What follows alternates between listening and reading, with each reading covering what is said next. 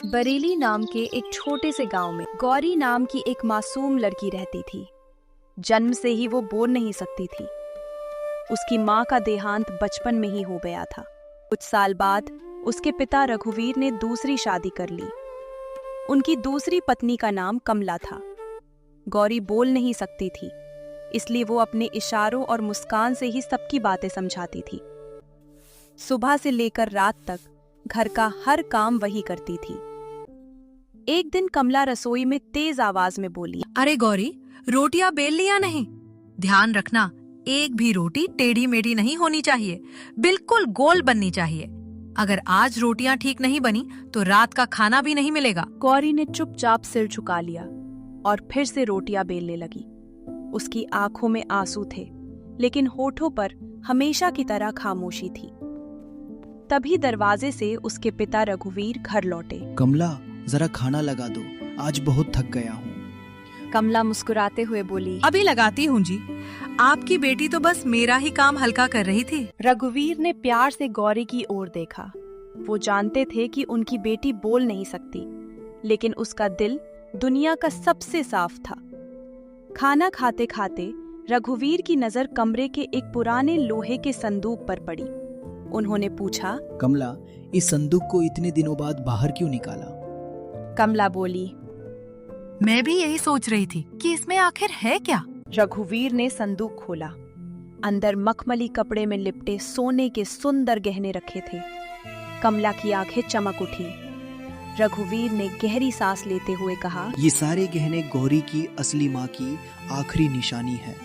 मरने से पहले उसने मुझसे वादा लिया था कि जब गौरी 18 साल की हो जाएगी तभी ये गहने उसे दूंगा। कमला तुरंत मीठी आवाज में बोली, अरे, मैं भले ही इसकी सौतेली माँ हूँ, लेकिन गौरी को अपनी बेटी से भी बढ़कर मानती हूँ। उसकी हर खुशी मेरी खुशी है। रघुवीर उसकी बात सुनकर मुस्कुरा दिए, लेकिन उन्हें क्या पता था कि कमला की मीठी बातों के पीछे एक ऐसा लालच छिपा है जो बहुत जल्द इस पूरे परिवार की जिंदगी बदलने वाला था। रघुवीर के शहर जाने के बाद पूरे घर में सिर्फ कमला की ही चलती थी। उसके चेहरे पर प्यार था, लेकिन मन में सिर्फ लालच। वो बार बार उसी संदूक के बारे में सोच रही थी जिसमें गौरी की माँ के गहने रखे थे। कमला खुद से बोली, अगर ये गहने मेरे हाथ लग जाए तो मेरी पूरी जिंदगी बदल जाएगी। इतने कीमती गहने मैं किसी भी कीमत पर गौरी को नहीं मिलने दूंगी। उसी समय उसकी बड़ी बहन शारदा घर पहुंची। कमला ने सारी बात उसे बता दी। शारदा लालच भरी मुस्कान के साथ बोली, अरे, इसमें सोचने वाली क्या बात है? रघुवीर 7 दिन के लिए घर से बाहर है।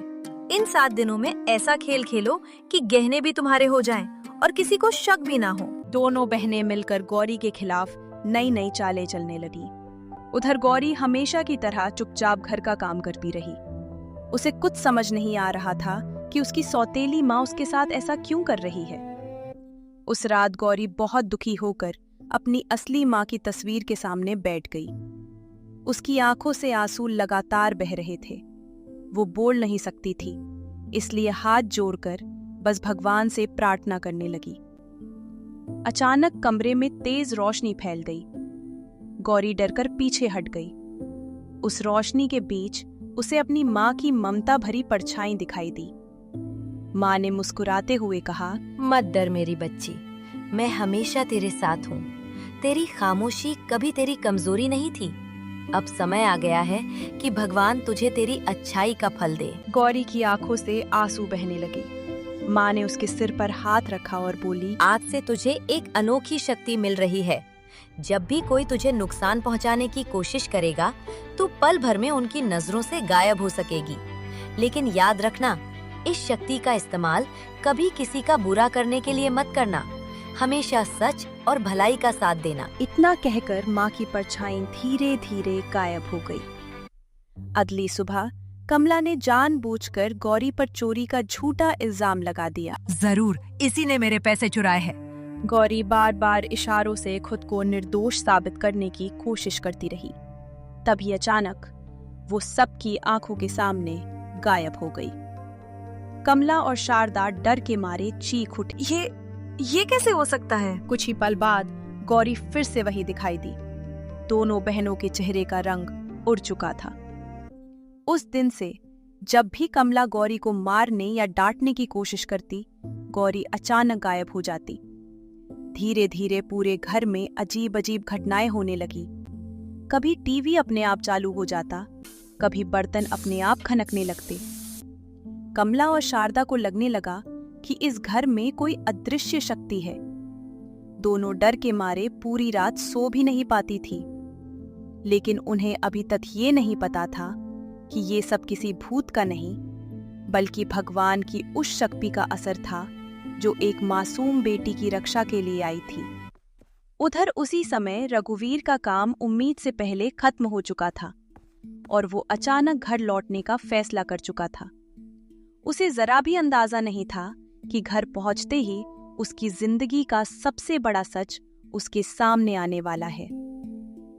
रघुवीर ने जैसे ही घर में कदम रखा, उसे माहौल कुछ अजीब लगा। कमला और शारदा के चेहरे पर डर साफ दिखाई दे रहा था। रघुवीर ने हैरानी से पूछा, क्या हुआ? तुम दोनों इतनी घबराई हुई क्यों हो? और गौरी कहाँ है? कमला घबराकर बोली, वो गौरी ठीक है, बस अंदर आराम कर रही है। उसी समय गौरी धीरे धीरे बाहर आई। उसके चेहरे पर उदासी थी, लेकिन उसने अपने पिता को देखते ही मुस्कुराने की कोशिश की। रघुवीर ने महसूस किया कि उसकी बेटी पहले से कहीं ज्यादा कमजोर लग रही है। उन्होंने इशारों में पूछा, क्या बात है बेटा? गौरी कुछ बोल नहीं सकती थी, लेकिन उसकी आंखों से आंसू बह निकले। तभी अचानक कमरे में तेज हवा चलने लगी। वही दिव्य रोशनी एक बार फिर पूरे घर में फैल गई। कमला और शारदा डर के मारे कांपने लगी। रोशनी के बीच एक मधुर आवाज गूंजी, जिस घर में एक मासूम पर अत्याचार होता है, वहाँ सुख कभी नहीं टिकता। लालच इंसान की बुद्धि छीन लेता है, लेकिन सच की जीत हमेशा होती है। इतना सुनते ही संदूक अपने आप खुल गया। उसमें रखे गहने चमकने लगे। रघुवीर सब समझ गया कि कुछ न कुछ बहुत बड़ा छिपाया गया है। डर के कारण कमला की हिम्मत टूट गई। वो रघुवीर के आगे हाथ जोड़कर माफी मांगने लगी। मुझे माफ कर दीजिए।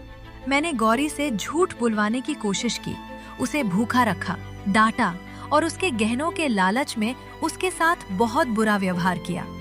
मेरी बहन शारदा भी इस सब में मेरे साथ थी। शारदा भी सिर झुकाकर बोली, हमसे बहुत बड़ी गलती हो गई। रघुवीर की आंखों में आंसू आ गए। उसने गौरी से रोते हुए कहा, बेटी, मुझे माफ कर दे। मैं तेरे साथ रहते हुए भी तेरी तकलीफ नहीं समझ पाया। आज से कोई भी तुझे दुख नहीं देगा। गौरी ने आंसू पोंछे और मुस्कुराकर अपने पिता का हाथ पकड़ लिया। उसी क्षण एक चमत्कार हुआ। भगवान की कृपा से गौरी के गले से पहली बार आवाज निकली। धीरे से उसने कहा, पा पा। बस इतना सुनते ही रघुवीर की खुशी का ठिकाना नहीं रहा। वो अपनी बेटी के पास दौड़ा दौड़ा गया। कमला ये देखकर फूट फूट कर रोने लगी। वो गौरी के पास आई और हाथ जोड़कर बोली, अगर हो सके तो मुझे माफ कर देना। आज मुझे समझ आ गया कि माँ बनने के लिए जन्म देना नहीं, बल्कि सच्चा प्यार देना जरूरी होता है। गौरी ने बिना कोई शिकायत किए उसे माफ कर दिया। उस दिन रघुवीर ने अपनी पत्नी से कहा, आज से इस घर में लालच नहीं, सिर्फ प्यार रहेगा। और ये गहने उसी बेटी के हैं जिसके लिए उसकी माँ इन्हें छोड़ कर गई थी। उस रात गौरी कमरे में थी। तभी वो रोशनी फिर आई और गौरी की असली माँ की परछाई फिर से प्रकट हो गई। गौरी की माँ ने गौरी से बोला, गौरी बेटी, अब तो तू खुश है ना? हाँ माँ, मैं बहुत खुश हूँ। मेरी आवाज भी वापस आ गई और कमला माँ ने भी मुझे अपना लिया। माँ, ये सब आपने किया है ना? नहीं मेरी बच्ची, ये सब तो भगवान ने किया है। मैंने तेरी मासूमियत और तेरी भलाई का फल दिया है तुझे। अब तू हमेशा खुश रहना। मैं हमेशा तेरे साथ रहूंगी। कभी दुखी हो तो मुझे याद कर लेना, मैं आ जाऊंगी। नहीं माँ, मुझे भी आपके साथ जाना है। मुझे भी अपने साथ लेकर चलिए। नहीं गौरी बेटा, अगर तू मेरे साथ चलेगी तो तेरे पिताजी का ध्यान कौन रखेगा? और वे भी अब तुझे तेरा परिवार मिल गया है।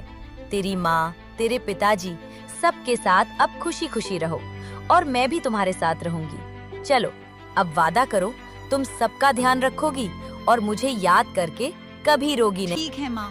मैं आपसे वादा करती हूँ, मैं सबका ख्याल भी रखूंगी और आपको याद करके भी नहीं रोऊंगी। शाबाश मेरी बेटी, अब मैं चलती हूँ।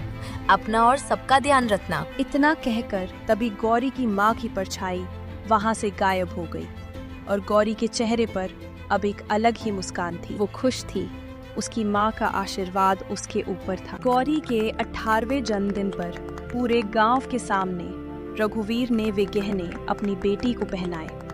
गांव के सभी लोग गौरी की अच्छाई और उसके बड़े दिल की तारीफ करने लगे। कमला ने भी उसी दिन से गौरी को अपनी सगी बेटी की तरह प्यार देना शुरू कर दिया। धीरे धीरे उस घर से दुख खत्म हो गए और खुशियां लौट आई।